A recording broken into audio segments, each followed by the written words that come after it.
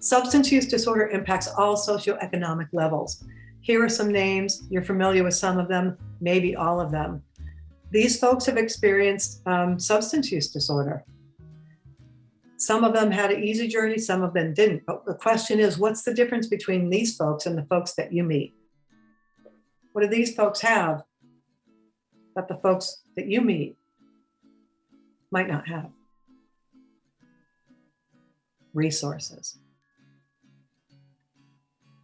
We really want to be mindful that if we expect a concrete behavior change, that we're managing our own expectations about how successful that behavior change can be with limited resources. And can we provide some of those resources to help set a person up for success rather than failure? While some of the behaviors of addiction are similar, the pathways to behavior change is different for everyone. In some of the influences that would dictate a person's ability or journey to sustainable recovery or improved health and well-being would include their age of first use. The age of first use determines the damage to the brain, their social skills, and their daily living skills. Maybe they don't have either. We have had many times in the Recovery Center opportunities to help people open a checking account. Many of the people we work with either can't open a checking account or they don't know how to manage one. Type of drug used. What's the quantity that they're using? What's the combination of drugs? Are they layering drugs? And how frequently are they using the drugs? This is a very significant factor when trying to assess or guide someone into their drug use goals. Social determinants of health, we just talked about that. Do they not have any transportation? Folks, it's real hard to get around, and especially, in some of these rural areas and get the resources necessary if you just don't have transportation. That's reality. Housing, job, health coverage, support. What kind of support do these people have outside of you? Genetics, cultural upbringing, current living environment. We talked about this in Module 1. If a person is leaving a treatment center and they're returning to their current living environment where people are actively using, the chances of their success decrease. We just want to educate ourselves around this to better equip those that we're working with around the reality of recovery, behavior change, and improved health and well-being. For those who have trauma, I once worked with a girl for a year and a half. I worked with her, and she used heroin on the weekends, and it was her go-to. And so we had a lot of conversations, as you can imagine. And after a year and a half, she could not discontinue her heroin use. And ultimately, what she said to me was, "I am afraid to stop using heroin because I do not want to face the reality of my traumas, my past traumas." That was very real for her. That was the lens in which she viewed her life without drugs. Mental health, structural violence, bipolar, borderline personality disorder, depression, anxiety, any number of the dozens of potential mental health diagnoses. If we don't know that somebody has a mental health diagnosis and we're imposing impossible expectations on us, we're causing harm. We're the problem, not them. Of course, willingness can and will be influenced by any combination of the above. And I invite you to think about, are you only looking at the tip of the iceberg with these individuals? Or are you able to look at what are the potential reasons that they struggle with discontinuing drug use or achieving their drug use goals? Can you dig deep and ask curious questions and find out what are the reasons? Why is it so hard to sustain from using drugs? Well, you have the individual who's got impaired brain functioning and decision making, intense compulsion and craving 24/7, learned behaviors that have become a symptom of the addiction. Perhaps they're low on the scale of social determinants of health. Maybe they have mental illness and trauma. Maybe they have fear, shame, guilt, stress. Maybe their children were appropriately taken from them. Maybe there's instantaneous demands by systems or by family members. Maybe there's lack of resources or supports. And then we have a system that says, you got 28 days or your insurance stops. You've got 30 days or 60 days or your case is going into adjudication. You've got 9 months to achieve sustainable recovery, to get a job, to find housing, to go to treatment, to meet with your caseworker, lawyer, guardian ad litem, counselor, probation officer, and on and on and on.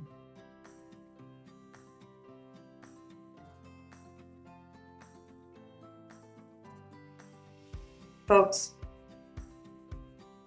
if we live in a world where human behavior is such that 95% of us cannot achieve our diet goals on the first attempt, how then can we expect those with the chronic disease of substance use disorder to achieve behavior change so quickly? Dr. Tali Sharot has a beautiful TED Talk. She's from England, and she's a beautiful TED Talk on fear is not a motivator. And she takes you through an example of how she demonstrated that. We live in a world, at least in this country, where we try to scare people into treatment. If you don't go to treatment, your family will be taken away from you. If you don't go to AA and see your counselor every week, you'll be put back in jail. If you don't go to treatment, I will file for your parental rights to be taken away. We live in a world of fear as is being used as a motivator. And the reality is, let me ask you this. When was the last time somebody tried to scare you into a behavior change? And did it work? And if it did work, for how long? Behavior change is hard for everyone, especially for those whose behaviors have become a symptom of their disease. Our brain loves to stay in its comfort zone. It just does. It likes to stay in its little comfy recliner chair with the blanket and warm, comfy socks on top of it. So here you see the comfort zone where you feel safe and in control. And every time we try to introduce a behavior change, our biological system says, I don't feel safe anymore. But the brain's job is to make us feel safe. So it reverts back to the same behavior that made it feel safe. So we have to challenge the brain to get outside of its comfort zone and let the brain know you're still safe here outside of your comfort zone. There's no threat to my survival. Essentially, that's what we want to be telling our brain. And you go from the comfort zone to the fear zone. And in the fear zone, you lack self-confidence. You find excuses, all kinds of excuses not to go into the behavior change, right? I'll do it tomorrow. Well, maybe I need this. I should have started with this instead of this. I should have started on Sunday instead of Wednesday. All kinds of excuses, right? To justify us going back to our comfort zone. Totally influenced by others' opinions. What do you want to do that for? You shouldn't have done this. You should have done that. You know, on and on and on, right? We're totally influenced in the fear zone. Then you go to the learning zone. You deal with challenges and problems. You acquire the new skills to make it through to growth. You extend your comfort zone. You tell your brain, I'm still safe here, Mr. and Mrs. Brain. It's okay, come with me.